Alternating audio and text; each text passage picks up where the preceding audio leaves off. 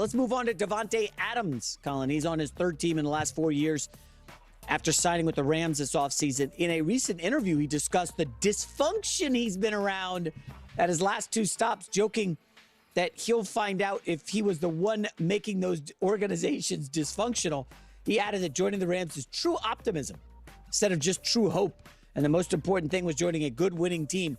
So he went from a Packers team where they were always contending for the Super Bowl, number 1 seed and everything, to 6-11 Raiders, 8-9 Raiders, and then last year Raiders and Jets were terrible. Yeah, the Rams do a pretty good job of this, of finding value. They've done this a few times.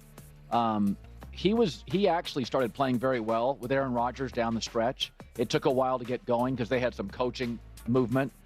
But I think this guy is still, on any Sunday, with like Matt Stafford, you will feel like, oh, he's still a 1.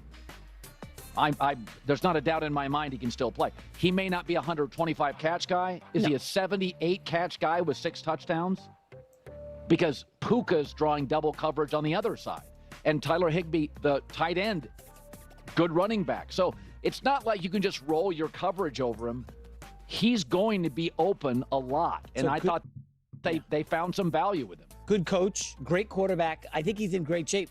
The week I hosted, we had a gambling guy on, and his pick for the Super Bowl, if you want to do an exacta, was Bills-Rams in the Super Bowl. But anyway, the Los Angeles Rams, Davante is going to be such at home, man. When you're someone like Davante, who seems like a pretty smart, cerebral person,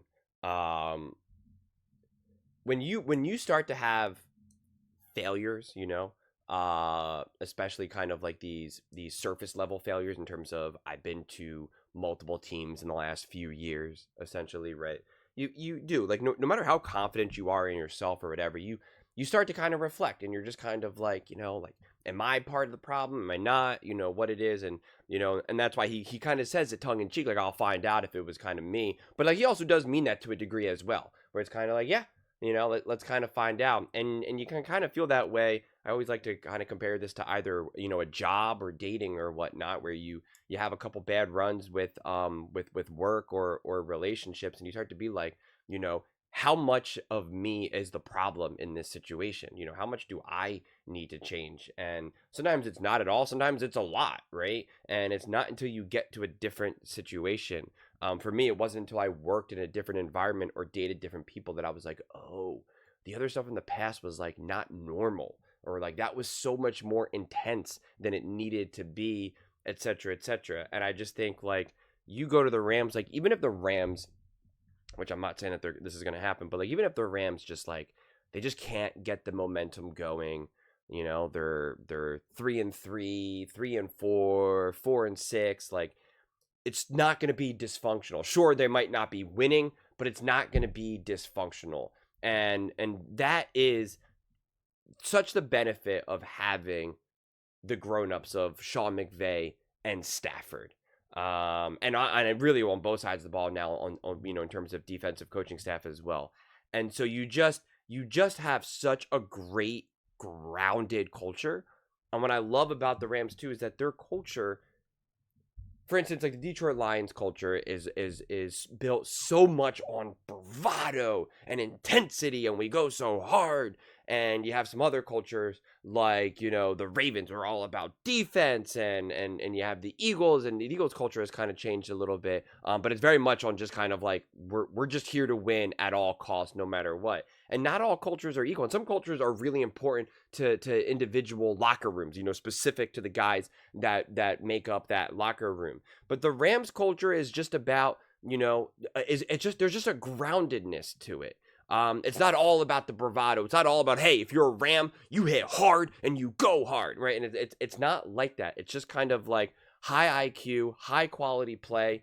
We're going to do our job. We're going to be prepared. It's really a culture of preparedness, honestly, more than anything. It's like, we're not going to win every game. We're not going to out-hustle every team, because sometimes you have some cultures, and coaches always say stuff like this of like, no one's ever going to work harder than us. And it's always like, yeah. And like, don't get me wrong. Sometimes that messaging can be inspiring and motivating, but it's just like, You can't always be built upon like, we're just going to go harder than the other team because this is the NFL. Lots of other teams go hard, right? Like the Lions can't be like, no one's going to work harder than us. And then you're going to go up against the Eagles. And it's like, well, the Eagles work ridiculously hard as well. Or the Chiefs work ridiculously hard as well. And the Chiefs have a similar culture to the Rams, albeit, slightly different. The Chiefs are very much like, hey, like, this is a winning culture. We are here to win rings. That is it. Nothing else. We do not care about individual stats. We do not care about individual personalities. Like, we are here to collect rings. That is what this is. You either like it or you don't. If you don't, get out of here. Like,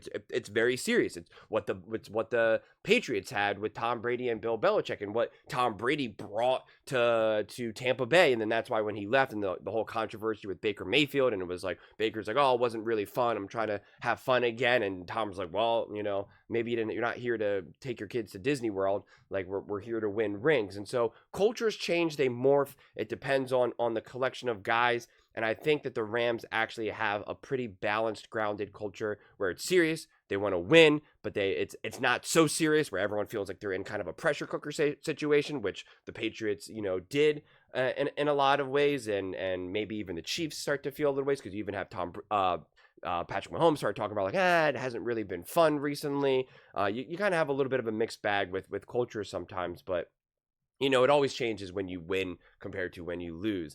And I just think that the Rams have a really balanced, organized culture that isn't based upon one singular thing of like, hey, we're here and we win. That's what it is. So anytime we don't win, it's kind of just like earth shattering, right? Like, that's the thing. If you built a culture based on winning, the moment you stop winning, that culture can fall apart, right? If you're built on just the hustle and the grind and this or that, it's like, that's great, but you're going to need other stuff to get you over the hump, especially if you now, have to move on from a couple players who were workhorses in that regard. You kind of have to like find, new workhorses, and it's a little bit harder to kind of recycle that culture. And, I think Shawn McVey has just done an awesome job in Los Angeles that, you insert a Davante Adams and he's going to feel very much at home, very comfortable. Again, he's not like he's coming into this culture now and it's just like, hey, you're a Ram now, man. You're going to bust it every 5 seconds. Or, hey, man, this is all about winning. We're going to win. And the moment we don't, there's problems. Like, it's just not like that. It's very flexible.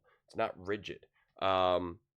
Which is why a team like the Rams were able to just say, hey, we're going to trade Jared Goff. We're going to bring in Stafford. We're going to get OBJ. We're going to get Von Miller. Like, think about all the random things that they were able to do.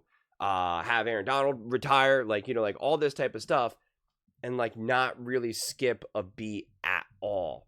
To me, that is coaching and culture. So like, we can talk about the X's and O's until we're blue in the face about how Davante will fit within the Rams. But like, I don't feel the need to necessarily do that in April right now, quite frankly. Especially because, I'm very confident that Davante will have a lot of success. But, he's the one that talked about dysfunction and all of that. And I just think it's going to be very much like you've either worked at a bad place for the last few years, or you've been in a couple of rough relationships, and then you finally meet a guy or girl where you're like, oh my God, like you're actually normal. You're not crazy. You're not yelling all the time. You don't freak out over all the little things. Okay, great. You don't scream that we're in traffic like I have any control over the traffic. PTSD. But those are just my thoughts. I'd absolutely love to hear yours. What do you guys all think about Davante Adams and having true optimism about playing with the Rams? Let me know in the comments below. I read every single comment. So whether you agree with me or disagree with me, either way, let's get in some discussions. Let's get in some fights. But ultimately, let's just have some fun. And please do consider subscribing. We are building an amazing community here, and I absolutely love to see you part of it. I want to build something that we all genuinely feel connected to, something that we're really excited to be part of. I think we're on our way to doing it. Please don't forget to give this video a thumbs up, as it really does help with the visibility and the algorithm. Thank you so much. See you next time.